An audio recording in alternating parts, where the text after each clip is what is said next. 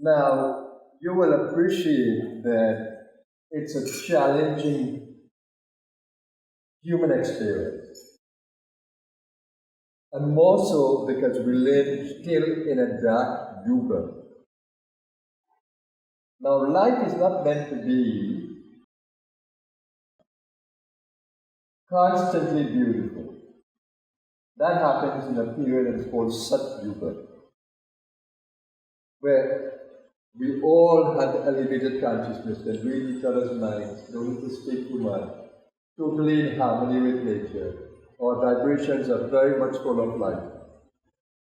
But the Sat Yuga is far away. But the most beautiful thing is that for individuals like us, who have a little bit of a higher consciousness and appreciation for it,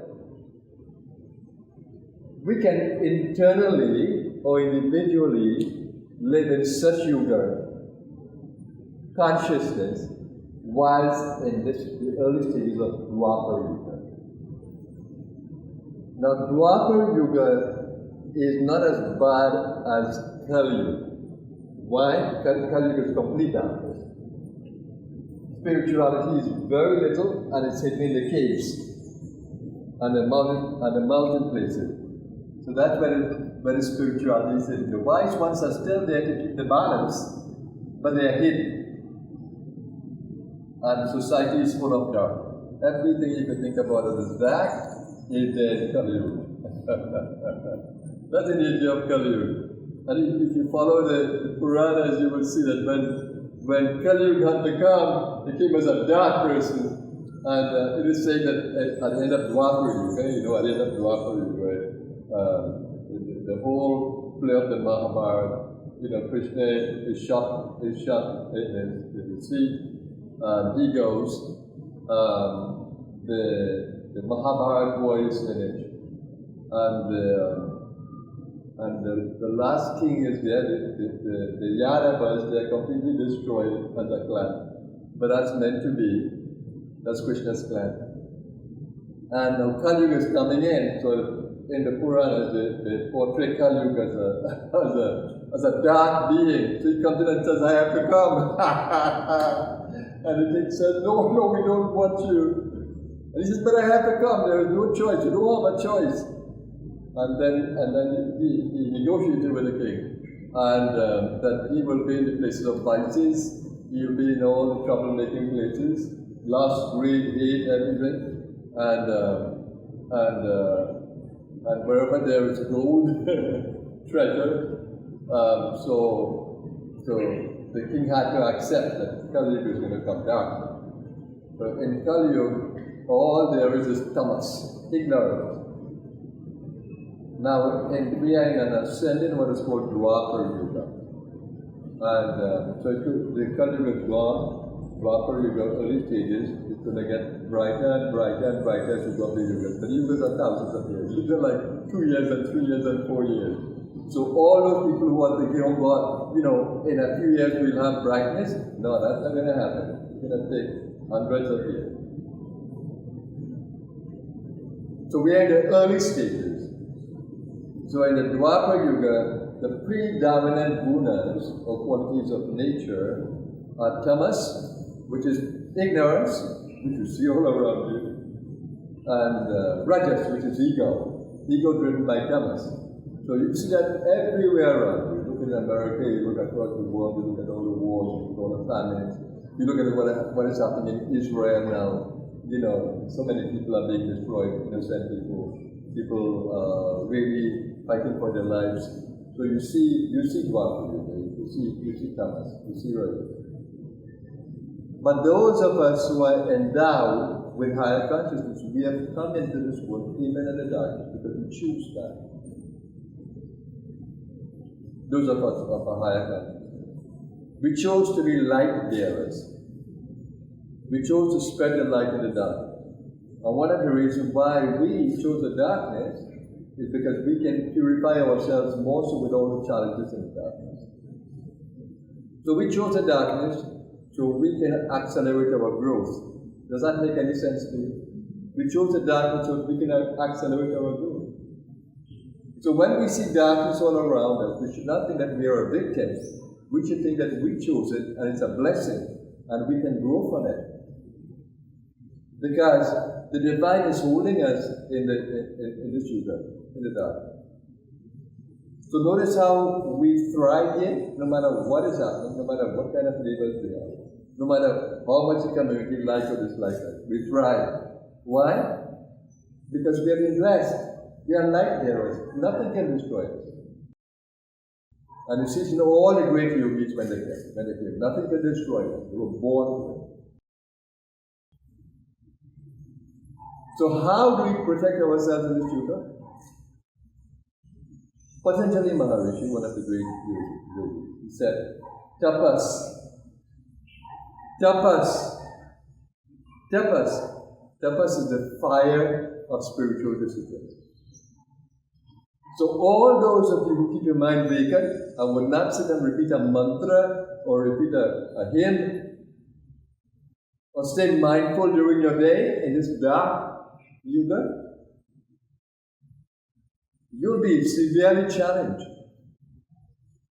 Look at how you leave your mind vacant every day. And you just pray, God help me, please help me. And you fear everything around you. That's because of the environment, the planetary influences of this Yuga also going to challenge you. The negative karmas from your past that you're trying to clean up is going to come up.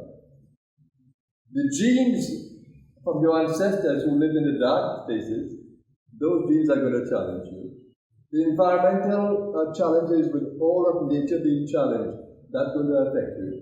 Climate change is going to affect you. The quality of our soil shows that the benefits and fruits are not like before. That's going to affect you. It would not have the kind of ojas power. So we are severely challenged. And how are we going to deal with that? How are we going to deal with this severe challenge? Tapas. Tapas. Tapas. And that's one of the reasons why I call our Master project initially Tapas, where in the forest, there we do the tapas. In the early years, because I'm strong in tapas, I wanted to call it Tapovan, so we can keep the spirituality strong in it too. But when I think of Krishna, and he was the hero of Mahabharata, and I think of how his early days were so full of play and joy, even though he fought. So I thought to myself, no, I don't want to make this tapas, because I want to enjoy this tapas. I want to make it play. And that's why I've changed the name of Tapovan to Vrindavan. So our sadhana, our tapas must be full of joy. That's what Vasudeva consciousness is about. The tapas must be full of joy. See, Bhaktananda gave me a name Vasudeva. He gave me Krishna name. So Vrindavan is an association with Krishna. And so that this Vrindavan is an association with Vasudeva. So that's what I want in Vrindavan. So we have the beautiful opportunity of practicing the tapas in this Yuga so that we can help the society around us to thrive. And we can attract all those souls who are like us, like-minded. And build this community, whether it's in Clacton or it's in Vrindavan. Build it so it's a space full of light. How do you contribute to that? By being here with us. And I'm really trying to bring more people here on a Sunday and on a Wednesday. And I'm going to bring back the Shiv Mahima on Saturday, but at 7, people from the community from Tintown, and we can do the Shiv Mahima together. Now, I will not open the entire facility so late, but at least we can do the tapas, the sadhana of the Shiv Mahima. So, what I would like you to do is to ensure that when you go out into the world, you don't stay vulnerable. Keep the mantra in your mind. Keep the practices you know. And stay full of sattva. We pray for that as well.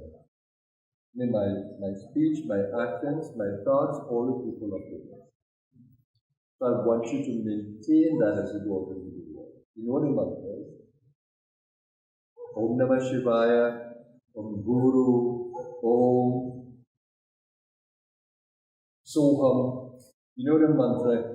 Keep them, chant them up whilst you're outside. When you go back home now, can you repeat the mantra as you're driving or going home? Can you repeat the mantra continuously? If you do that with every step, if you do that with every breath, you will begin to change your vibration even while you're in the darkness. And that's what we need. Yeah, so have a blessed day, everyone. Looking forward to seeing you soon. Okay? Namaste, everybody. Thank you.